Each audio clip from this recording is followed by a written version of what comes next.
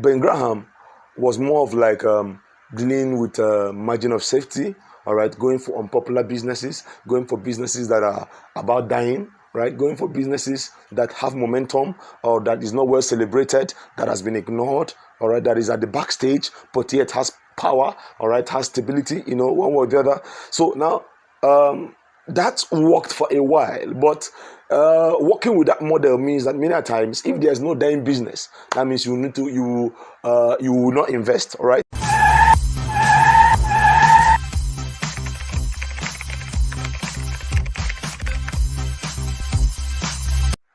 All right, so you're welcome to my channel, Answer Financials. All right, so now we're still on our series with respect to financial lessons I've learned from the life of Warren Buffett that you can also learn and improve your finances greatly. You can also learn it and improve your family greatly. You can also learn it and improve your environment massively. Right, so now continue from the last video. The next thing that is very, very key about Warren Buffett is that at a point, after having done some study and research with respect to investment, he decided to go to school and he applied to Harvard, but Harvard rejected him, right? I think he applied to some other school and it was rejected. Now, he now decided to go to Columbia, where his mentor, that's Ben Graham, the author of The Intelligent Investor, was at the time as a teacher or as a lecturer. So now ordinarily he didn't want to go there, but based on pressures from his father, you see, the lesson here is, regardless of what you know with respect to your experience, with respect to your engagement in the world of investments, listen, school still remains very vital. There are certain lessons you pick from school. I know, yes, based on Nigeria right now and based on the structure of school in Nigeria right now, it seems that we are still backward. It seems that we are still operating with a 40 years old curriculum. That is 40 years backward curriculum. All right, but in spite of that, there's still a place for school. There's still a place for gathering some requisite understanding with respect to how to move in other areas of life. Because if all you know is just investment in life, you are still missing. You are still missing out. So every other aspect is important. All right. So now, still on Warren Buffett, immediately after his graduation, all right, he sought for a job with his mentor. His mentor had a firm then, and he sought for a job in his firm. But his mentor rejected him, telling him that with what he has learned, he needs to go and implement it, start his own. You see, so now rejection. The truth is, rejections are blessings in disguise. When you are rejected, that's a message that there's something in you that needs to start up something that no one else has done. There's something in you that is telling you need to lead the way. You don't need to be led, because you are looking for a job, you are trying to join others, and yet you are rejected. You know, many people that are big today were people that were once rejected. Elon Musk was once rejected. He applied for so many jobs and got rejected. Jack Ma applied for so many jobs and got rejected. Many big shots applied for so many jobs and got rejected. And they decided, you know what, I'm going to do something myself. And as they did it, whoa, today they are celebrated big time. Now, such was the case of Warren Buffett. All right. Now, on getting back from school, on getting back from the rejection from his mentor, he started a partnership. Okay, he started a partnership, a hedge fund investment, and people started pulling their money with him, and they started making good money. And as he was doing it, he kept on making good money. He was becoming very popular. Very popular. He became so popular that a controversy had to rise against him. You know, the truth is, unripe fruits never get stones thrown at them.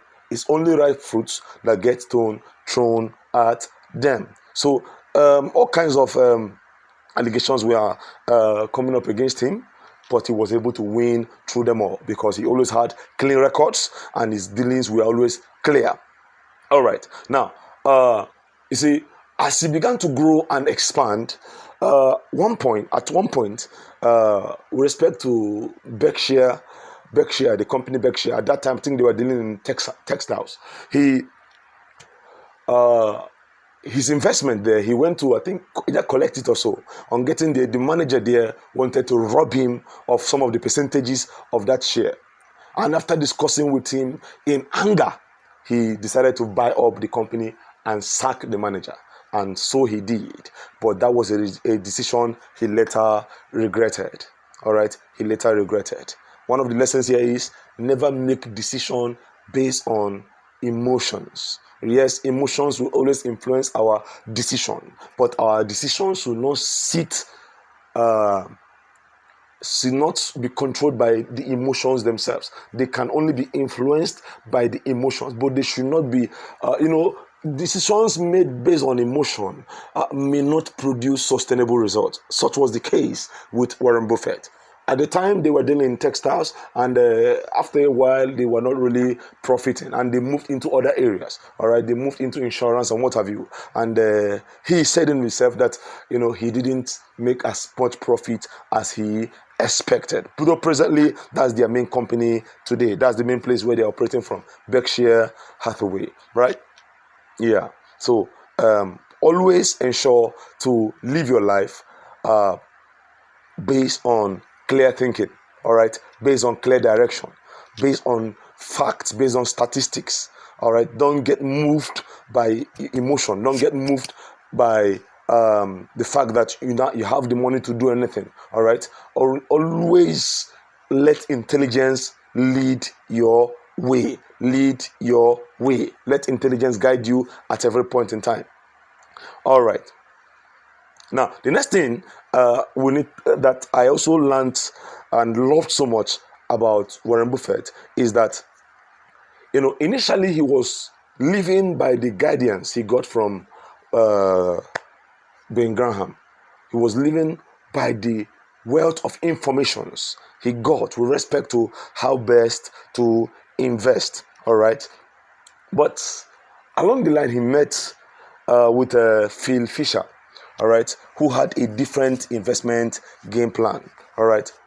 Ben Graham was more of like dealing with margin of safety, all right, going for unpopular businesses, going for businesses that are about dying, right, going for businesses that have momentum or that is not well celebrated, that has been ignored, all right, that is at the backstage, but yet has power, all right, has stability, one way or the other.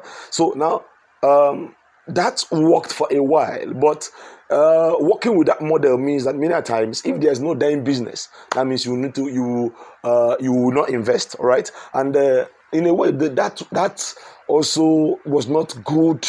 That was, yes, there are times when businesses are dying and you take over such businesses, you restore them. Yeah, there are such times, but going with that mentality simply means that you might be on your own expecting businesses to crash so as to go there, moving there as a savior. But Phil Fisher had a different game plan. All right, so he was not really after unpopular businesses and moving based on margin of safety.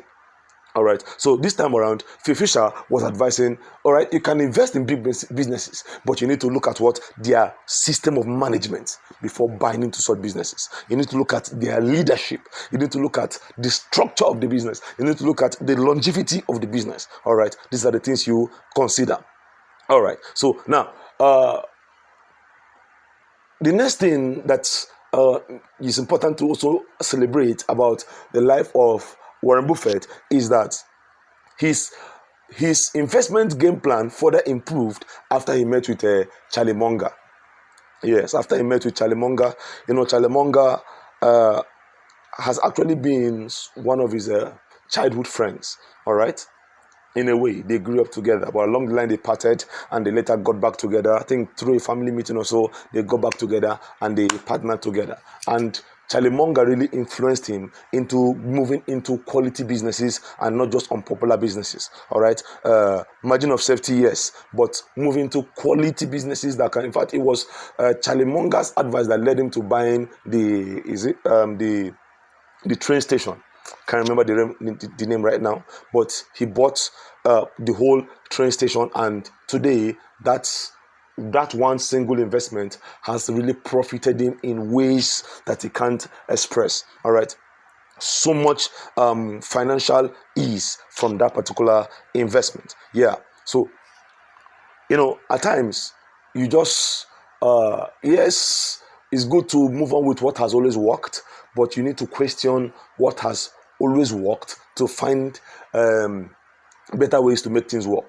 And at times, all you need might just be a book. At times, all you need might just be that one person that will come into your life and create that shift in your business that will bring about heavy financial cash flow, right? So,